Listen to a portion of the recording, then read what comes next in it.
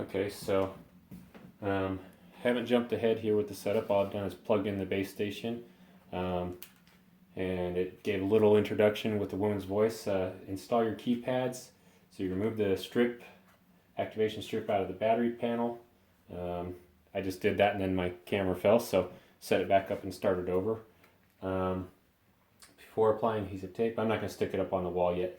Your default pin is 1, 2, 3, 4, and let's see, it's in test mode.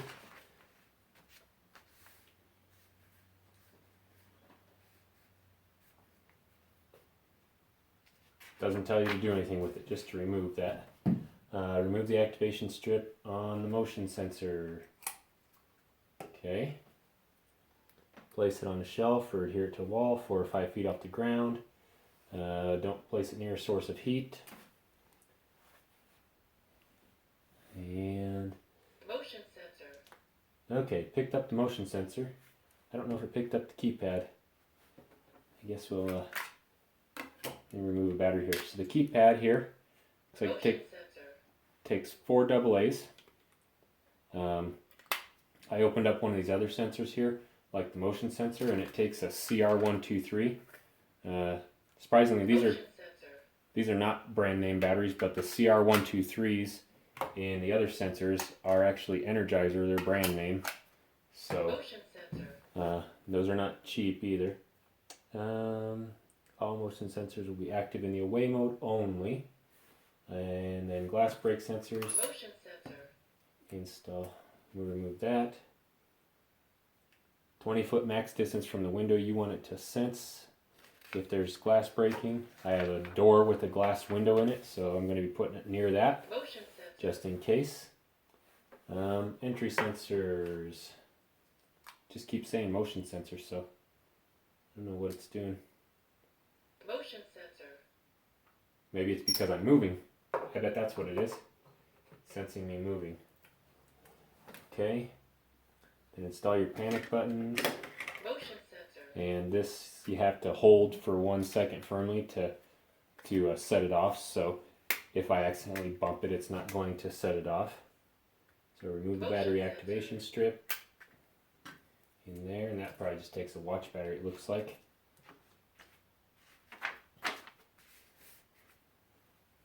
Motion sensor. Yeah, I keep setting that thing off, so let's see if we turn it that way, she'll probably quit telling us what's going on. Sirens. This one has a programming button. Install within 100 feet of base station. Okay. Remove the battery activation strip. I didn't get a battery activation strip in this one. So, I wonder if we're missing something here. Doesn't look like it was used, but make sure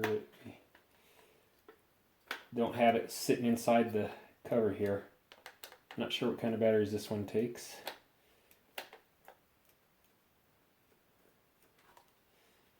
And carbon monoxide detector, I did not get one of those. We have a combination smoke CO2 alarm in the house already. I'm not so worried about carbon monoxide while we're gone. Usually if we're gone for long periods of time, if we're gone on vacation or something, we take the dogs with us. So the dogs aren't home alone for more than a few hours at a time usually. So I'm not too worried about them having trouble with carbon monoxide while we're gone.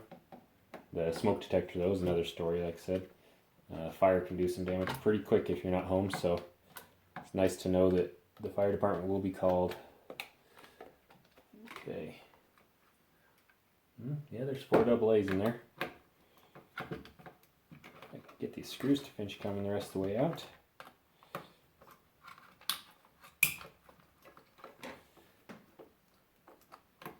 This is a stubborn one. There it goes.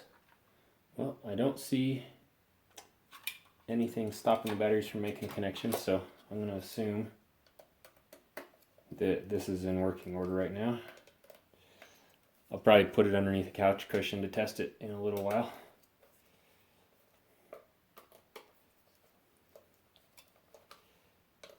I'm not going to screw these down all the way just in case the batteries are dead. and I can just replace it. Motion sensor. Oh, yep, of course I went in for the motion sensor. So smoke detector, pull that activation strip out also. Install your freeze sensors. Like I said, this is going to go in the shop with some other stuff that I don't want to get frozen. I'm not worried about stuff in the house. We don't have a problem with our pipes freezing around here. The water sensor. I didn't pull an activation strip out of this one. I don't know. I guess it runs off a different kind of battery or something here, because it's only going to send a signal if it makes connection between these two. So perhaps you don't have to change the batteries often. Activate your alarm system. So I got to go on the website and activate it, and then I will be back and we'll see how this works. They probably already have all the serial numbers, all these registered, because I ordered this online. So I'm assuming I'm not going to have to enter any serial numbers from any of these components to start with. But if I add a component later, I believe I do have to manually Freeze sensor. enter that to set it up. I guess the freeze sensor is telling us it's too cold in here. I'll be back. Okay, so the online activation part was pretty simple. I went to my account, which was already set up online, but nothing was activated on it, and re-entered payment method. They'll start billing after the first month. So I guess they don't I guess you'd say prorate like the phone companies do. They bill you ahead of time for the cell phones. These guys bill you after the month's over, it looks like. And then I entered all my information, some notes to give to the first responders if we have something, such as we have 2 friendly dogs in the house, and how many adults and children are in the house also, and the phone numbers you want them to call if your alarm system is activated. One for after they notify the emergency responders, and then another one if they can't get a hold of you. And then when you're done, it says you might need to contact your local law enforcement or fire department. Some municipalities require a permit, basically a yearly fee that you pay them to respond to your alarm service. I already did that last week, and situation here where I live is that they just they respond. You don't have to register your system with them. They will respond, and if it is a false alarm, they charge a very reasonable $10 for responding to a false alarm. I thought it was very reasonable, at least. So no need to worry about that here, but if you do get a system like this, you should call your fire department and local law enforcement. Make sure you don't need to register your system with them, or they may not respond in the case of an emergency. It says it's in practice mode for 72 hours, so I guess I just back this out of test mode. Back that out of test mode. It says alarm off. So I'm assuming I can set it for home. Alarm on. Home.